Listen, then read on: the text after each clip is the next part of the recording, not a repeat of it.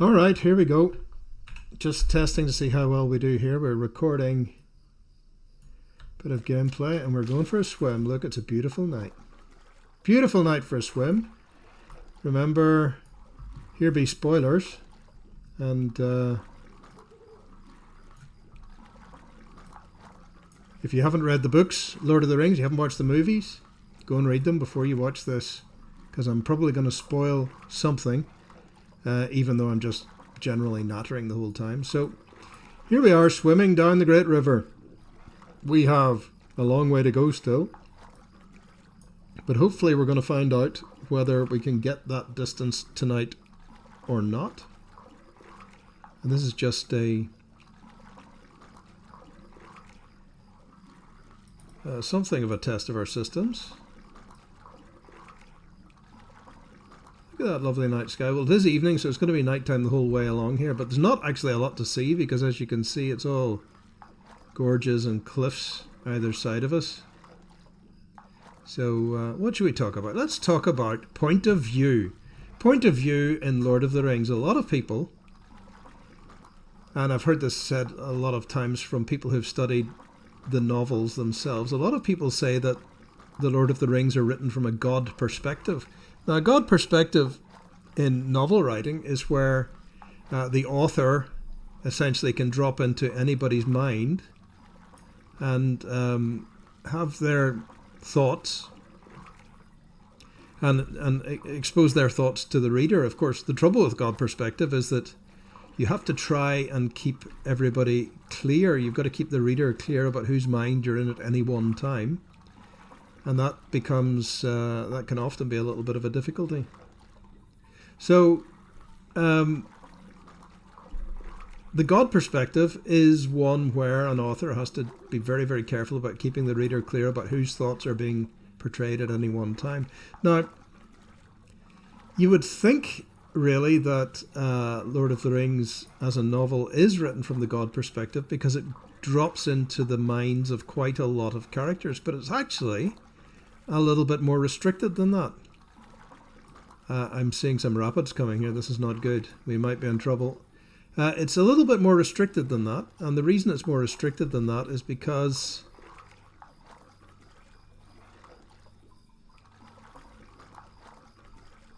it's written from a slightly different point of view than that. I think we're going to have to get out. Let's see what happens. Either we're going to die or we're just not going to be able to get any further. I can probably pop out of the water here. The question is, can I go anywhere from here? We can run along the edge. Let's see. Oh no, no, only for a certain amount. Can we get up? I don't think we can get up. Well, we might as well try swimming here and see if we're going to die, because there might be somewhere to get out a little bit before these rapids. Now, this is the rapids Sarn Gabir, I think are they called Sarn Gabir? The rapids where the Fellowship does have to get out of the water and they have to portage their boats around the rapids. Now, look at this. There's a way around this. Let's see what happens here. So they get around the rapids by following a portage way. Now, the question is, can we do that? Look at this. This is interesting. Haven't seen, obviously I've never been this way.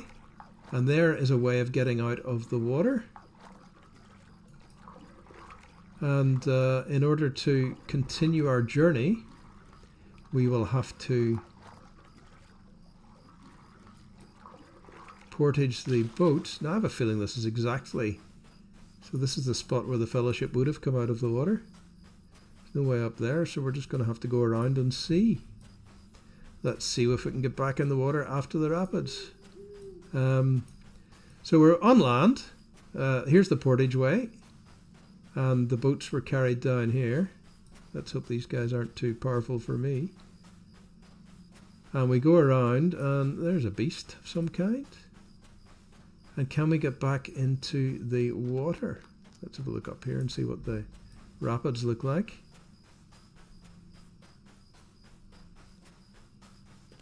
Oh, it's all rapids there, you see, so you can't Can't get back in anywhere along here. Let's see how far this goes. This is really interesting. Anyway, we're talking about perspective in Lord of the Rings, and the perspective is, it appears to be like a godlike perspective, but in fact it's not. And the reason it's not is because it's kind of, it's a story told, and this is clear when you read the book, it's a story told by a writer after the events. And that writer after the events has collected, oh, we're going to break our leg here, has collected the stories of people who were involved in those events, but only the stories of the people who were involved in those events that the writer had access to. So if you think about it, basically Frodo Baggins or somebody has sat down and written the story of Lord of the Rings, but the perspectives that we get are only we can pick up the river down there, are only the perspectives of the characters in the story that Frodo would have had access to while he was writing the Lord of the Rings, while he was writing it afterwards, and with his 9 fingers. So the thinking, well, my observance is that if you get Riddermark Ore, I think we'll grab that, it's always handy. If you get the characters of Lord of the Rings and you think about all the ones who would most likely have visited Frodo after the events, those are the characters you get to see into the mind of. There's the end of the rapids there, look. Let's see, there they are. We can get back in the water. Can we? I think we can get back in the water now. Let's go. So, back to swimming. Got to the end of the rapids. There's a little landing stage there. I don't know what these things are. But let's get back in the water and we'll continue our swim. So, yes. So, if you think about the characters into whose minds we see in Lord of the Rings, and there's very, very occasional we drop into some others, but the vast majority of the time it's either in Frodo's mind, or it's in Sam's mind, or it's in Pippin's mind, or Merry's mind, or Gimli's mind. And that pretty much covers all of the different branches of the story as the party splits up and moves to different areas. Gimli is always with the hunters.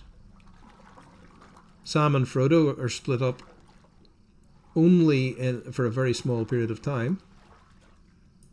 Pippin and Merry are split from the group, and they are captured by the orcs and carried towards Isengard.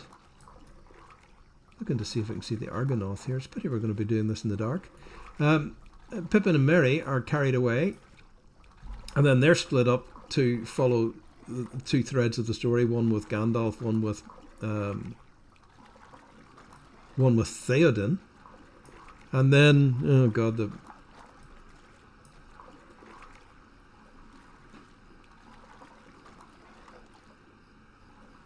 and so you can cover the entire story by following those 5 characters, the 4 hobbits,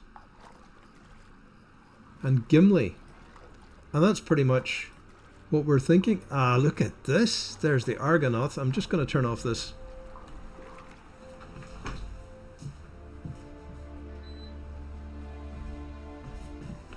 Ooh, we're getting some music as well. How exciting. So, we're heading down here. There, the Argonath. And so, here's the answer to the question. It looks like you can swim the whole way. Pretty much, apart from one rapid outside Lothlorien, which I think is an old barrier from the original expansion of Lothlorien that stopped us moving any further south. It's just been left in the game. And the rapids there, I think Sarngabir they're called, where in fact the Fellowship had to go around anyway, and the portage way was there. So it's amazing, isn't it, how well the game has been done, how well it reproduces all of the scenes from the books. And here are the Argonath. Elendil and somebody else. Let's get into our character's head and we'll be able to see. Oh, it's a rather odd reflection of ourselves. It's kind of nice looking at it in the stars, isn't it? I'm just going to get out of there. It's too weird. It is quite hard to get an angle on this, though, as we swim past. But here we are swimming, and the Fellowship was boating. And they had to come all the way down here, and we're going to end our swim, hopefully a little bit further down, as we come out into the big lake. But there you go. There's the answer to the question. I mean, you'll have noticed that we haven't met anybody from the game here. Travelling this way, because nobody in their right mind would ever do this. But there's a few people who'd probably come out to have a look at the Argonath. There we go. Isn't this nice? So we're passing by the boats with our boats, and we're just swimming past. One of them is Isildur, I think, Elendil's heir, and the other one can't remember.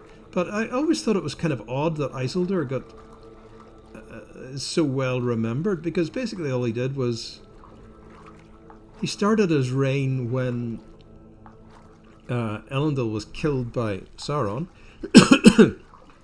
and then he cut the ring from Sauron's hand and started his reign, and had a very short reign. He travelled very briefly to Gondor, wrote a few passages, and then on a journey north was killed in on the way to somewhere.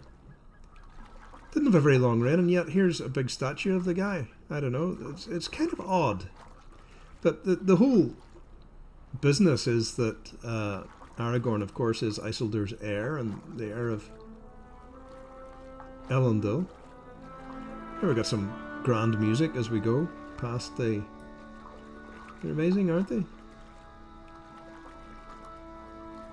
Let's just take that in for a moment. Yeah.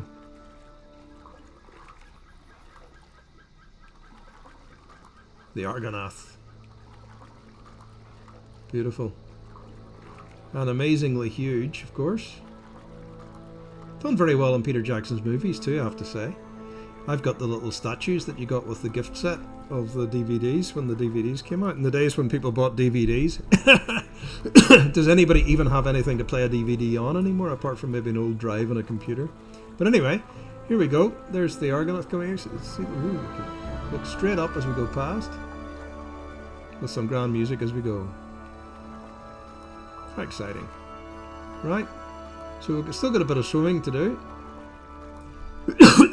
But we're now out into... suppose we could... Oh, we look back. Oh, we're going that way. We don't want to go that way. It's going to take too long. Okay, so how good is that? And we're now into another part of the game. That's the Lord of the Rings theme that we have right from the beginning. The very first episode. I don't know if this music's too loud or not. Don't want to have to do this again. Just gonna... It's just a wee bit loud, isn't it? Let's just pull down the music volume a bit. Maybe everybody likes it. Keep swimming. Let's go. So we swim out onto the pool, and then we have the falls, and the and we're going to end up. Here's the. We're heading for that spot over there, and with any luck, we'll get there in a reasonable amount of time. I see that this video has been running for 14 minutes so far, and we are on a. This reminds me a little bit of Everswim, Evendom. But the stars are nice, hey? Beautiful night sky. Lovely night for a trip on the boat.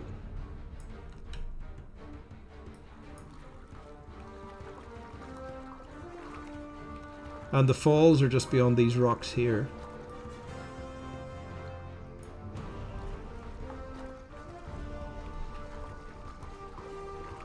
Henneth Anun, I think we're going to, is where they pause. We'll find out the details of that next time. But the party when they come here, are drawn over to the west shore and then have to fight their way back to the east shore, I think. No, it was the rapids that they did that. So here they just boat down to this landing stage, which I think, let's find out. F12, let's look at the map. And we are going to Parth Galen, that's the one. Parth Galen. Okay, it's not closed again. And it's quite a long way, as you can see. We could actually get out of the water and ride around here, but on a horse, which would make it a bit quicker. But anyway, so I don't know if anybody ever thought about the perspective of Lord of the Rings before, but it's written as a history rather than a novel with a god perspective. It's written as a history of the story by Frodo, presumably, or one of the other hobbits, sitting in the Shire after the events.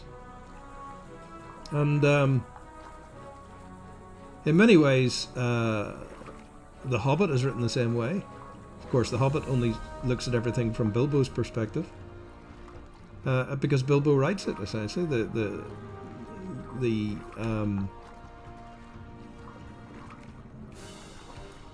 The thing is that Bilbo's the writer of The Hobbit, a Hobbit's tale, a Hobbit's journey there and back again.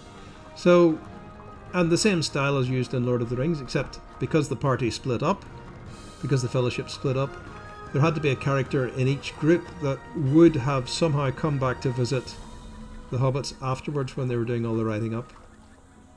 And there you go. It's a bit like doing a PhD. You do all your work at the beginning and then you have to write it up at the end. So, yes. Anyway, hope you found that little bit of thinking interesting. If you haven't thought that before, when you're reading the book, it's worth thinking about. I mean, there are very, very few occasions where we see into the mind of Gandalf, we see into the mind of Aragorn, but they're very rare, and possibly it's something that, thinking that was passed on to the hobbits at the time. Otherwise, if the Hobbit isn't there, if one of those four characters isn't there, sorry, five characters, Gimli, Pippin, Merry, etc., Sam and Frodo, then it's not represented as part of the story. So it is a restricted point of view. It's a little bit like, it's not as obvious as the restricted point of view in, say, J.R.R. Martin's Song of Ice and Fire. But it is a kind of a restricted point of view. When all those five characters are together, we see into all of their minds. But when they're separated, they're the only minds that we really see into. We don't see into the minds of anybody else. So there you go. And that's because only those characters could report back at the end. That's my thinking anyway. Other people may have other thoughts on that. But it seems to work. We're getting close to the shore, but it's taken a while. Let's see how far we can get in the remaining few minutes. So, point of view is an interesting one. I have my novel. I wrote my novel, Corbin and the Romans, which you can pick up from the links below. It's a historical fiction novel. Corbin is a young kid who travels through time in a cave. Well, the cave is kind of protected from time, and they travel through and they pop out at various points in history to solve problems. And I've chose the first person perspective to do that, because in some ways the first person perspective is the easiest one to write and almost the easiest one for a reader to understand as well. I mean, if you think about it, a lot of children's stories are written that way. Treasure Island's written in the first person, and from what's his name, Jack Hawkins, Jim Hawkins, yeah, Jim Hawkins, I think is, and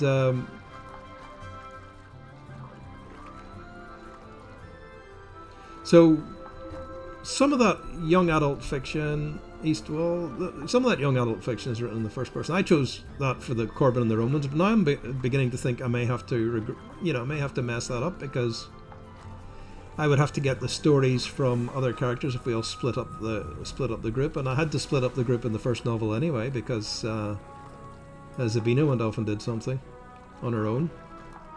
So, and yes, because we've got these 3 agents, it's interesting to have that perspective. I mean, if look at J.K. Rowling, where she has got a restricted perspective most of the time to Harry Potter. If Harry's not there, there's no story, but her prologues and introductions tend to have a perspective from different other characters.